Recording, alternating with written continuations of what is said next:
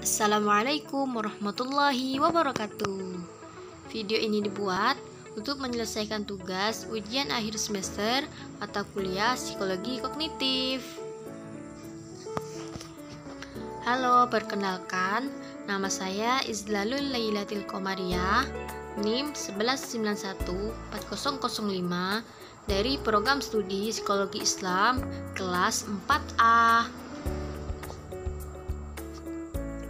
Pada kesempatan kali ini, saya akan membahas salah satu materi dari mata kuliah Psikologi Kognitif tentang memori. Selamat menyaksikan.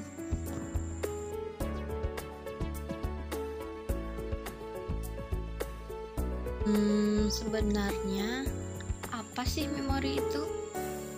Jadi, memori adalah elemen pokok dalam sebagian besar proses kognitif.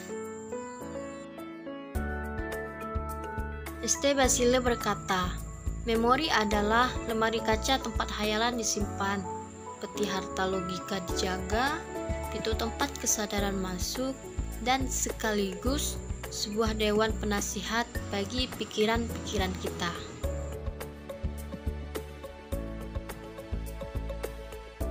Nah, untuk pembahasan yang pertama, kita akan membahas tentang memori jangka pendek.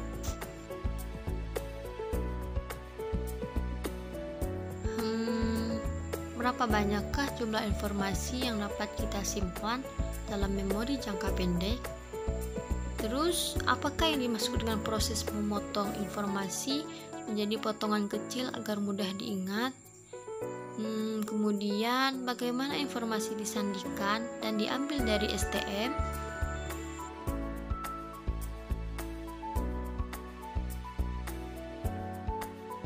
Mari kita bahas. Let's go!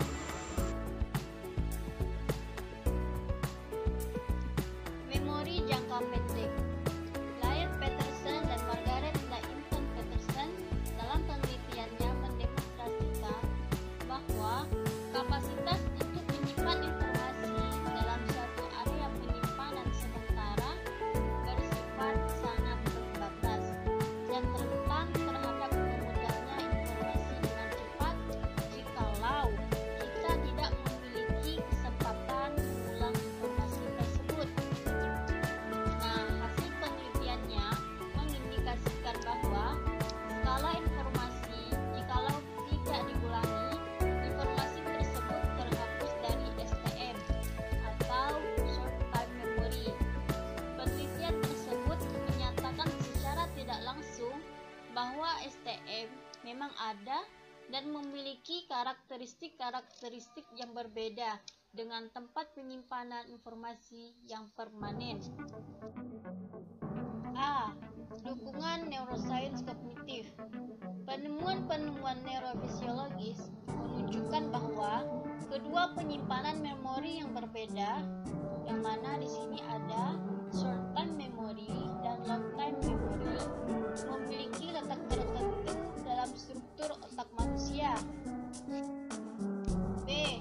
Penyandian informasi dalam STM atau short time memory. Informasi yang disimpan dalam STM dapat berupa informasi auditorik, visual, ataupun semantik. Di sini yang pertama ada sandi auditorik. STM tampaknya beroperasi menggunakan sandi auditorik. Bahkan, sekalipun informasi tersebut dihasilkan dari sandi non-auditorik seperti stimulus visual. Yang kedua, ada sandi visual. Foster dan rekan-rekannya menemukan bahwa setidaknya dalam sebagian kecil waktu, informasi disandikan secara visual. Dan yang ketiga, ada sandi semantik. Sandi semantik adalah sandi yang berhubungan dengan makna. Pengambilan informasi dari STM. Pengambilan memori jangka pendek dalam kecepatan tinggi tampaknya bekerja menyeluruh atau exhaustive, alih-alih bekerja secara self-terminating atau berhenti bekerja apabila telah menemukan informasi yang diperlukan. artikel dan film yang dapat menambah wawasan kita mengenai short-time memory.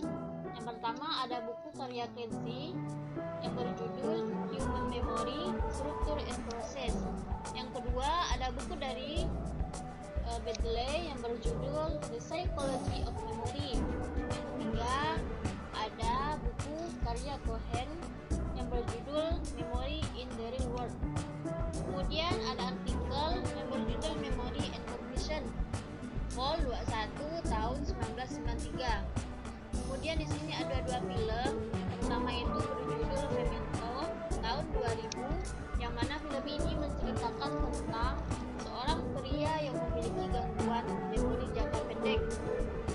Film yang kedua adalah Finding Nemo tahun 2003 yang menceritakan tentang seekor ikan yang memiliki gangguan memori jangka pendek. Hayo, refreshing dulu. Main air ke sungai, setelah itu berteduh di bawah pohon sambil menikmati pemandangan. Hore. Udah dulu deh refreshingnya. Mari kita lanjut ke materi selanjutnya, yaitu tentang memori jangka panjang. Cekidot. Pembahasan selanjutnya yaitu tentang memori jangka panjang atau long time memory. Kemampuan untuk memahami masa lalu dan menggunakan informasi tersebut untuk mengolah masa kini adalah fungsi dari long time memory. Lokalisasi dan distribusi LTM atau long time memory. Lokasi tempat memori disimpan adalah di seluruh bagian otak, meskipun juga terpusat di bagian-bagian tertentu. Nah, beberapa region otak memiliki fungsi penting dalam pembentukan memori.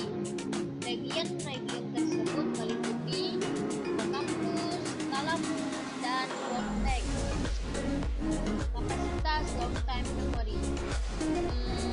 Dalam era seperti sekarang ini, saat kapasitas penyimpanan informasi dalam komputer hampir tanpa batas, kapasitas otak manusia untuk menyimpan informasi yang mendetail dalam jangka waktu lama tetaplah tak tertandingi.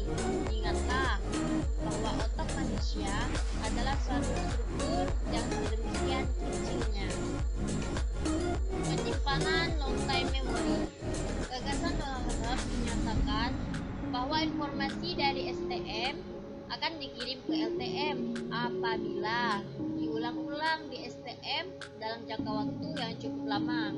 Nah, pengalaman-pengalaman yang menyenangkan, yang melibatkan ego, ataupun bahkan yang bersifat traumatik, nampaknya bertahan lebih lama di memori dibandingkan memori mengenai kuliah yang rutin. Kemudian yang selanjutnya adalah penyajian. Dalam long time memory, informasi disajikan secara akustik, visual, dan semantik.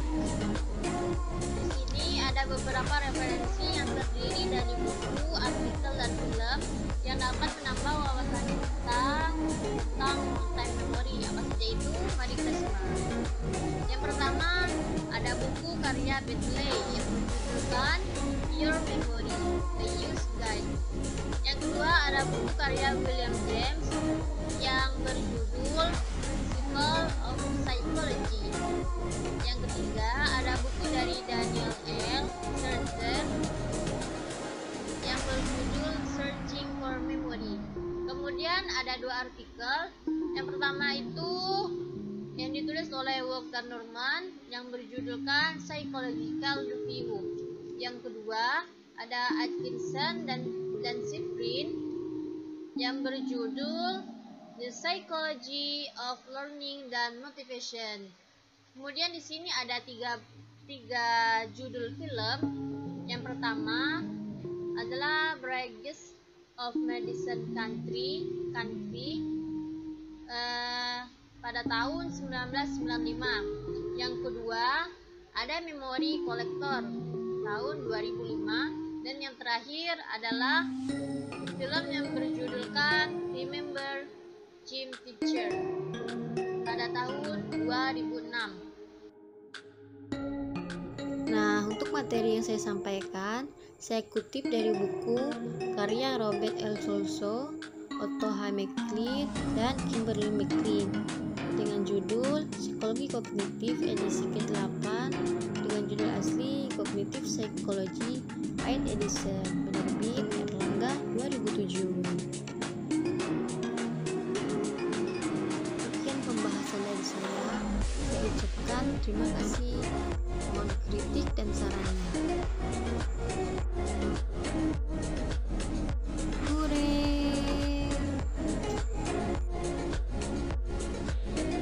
Dadah. See you next time. Assalamualaikum warahmatullahi wabarakatuh.